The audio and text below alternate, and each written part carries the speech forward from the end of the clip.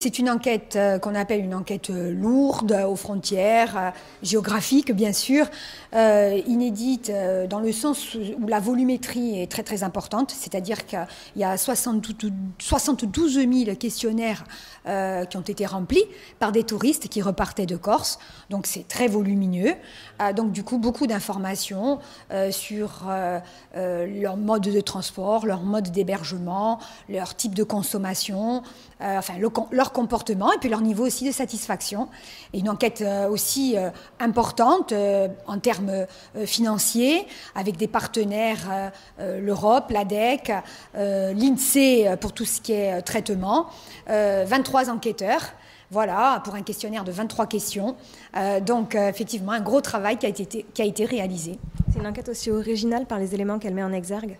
Alors oui, enquête originale parce que pour la première fois, nous considérons trois grands types de touristes. Les touristes qu'on appelle touristes d'agrément, hein, le touriste habituel. Le tourisme affinitaire, c'est-à-dire les individus qui ont un lien avec la Corse, soit ils sont corses, soit ils ont une résidence secondaire. Et le tourisme professionnel, c'est-à-dire les touristes qui viennent pour travailler en Corse, que ce soit des représentants de commerce, que ce soit des colloques ou du tourisme d'affaires, voilà, mais aussi des saisonniers. Donc, trois types de touristes. Ensuite, trois types d'hébergement. Le marchand professionnel, donc les hôtels, les campings, etc. Et le marchand non professionnel, c'est-à-dire tout ce qui peut être lié à l'utilisation de Airbnb, Booking, etc. Et enfin, le non-marchand, l'hébergement non-marchand. Et enfin, dernière originalité, trois périodes. On a bien analysé la désaisonnalisation, donc on a bien regardé ce qui se passait en avant-saison à partir du 1er mai, ensuite en haute saison et ce qui se passait en arrière-saison. Et on constate effectivement que les ailes de saison se renforcent avant, après saison, de plus en plus important en matière de fréquentation. À quoi vont servir les éléments de cette enquête? Alors, d'abord, l'observation et le constat. Voilà. Ensuite, les analyses. On a commencé à analyser. Là, on ne vous a présenté qu'un aspect. Et cet après-midi, nous rendons compte de cette étude menée avec l'INSEE à l'ensemble des professionnels dans le cadre de la commission observation de l'Agence du tourisme de la Corse. D'abord, les constats.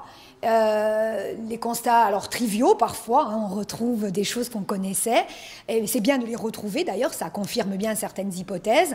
Et puis ensuite des choses un peu originales, donc là on vérifie effectivement si on ne s'est pas trompé et on constate de nouvelles tendances en matière d'hébergement, en matière de réservation, et ça c'est important aussi de le savoir. On constate aussi de nouvelles clientèles, qu'il existe de nouvelles clientèles, et ça nous permet effectivement d'envisager des politiques publiques et des stratégies qui soient adaptées parce que bien renseignées.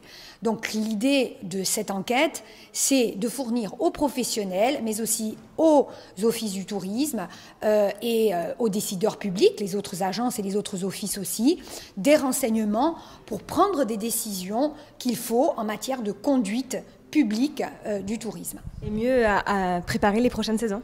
Ah, c'est évident. Cette année, c'est un peu tard parce que c'est une enquête qui a nécessité 6 mois de travail en amont, les questionnaires, les échantillonnages, avoir évidemment toutes les autorisations nécessaires avec la collaboration notamment des CCI. Et puis, au-delà de ce travail de préparation, il y a l'enquête elle-même pendant 6 mois. Et ensuite, il y a tous les traitements.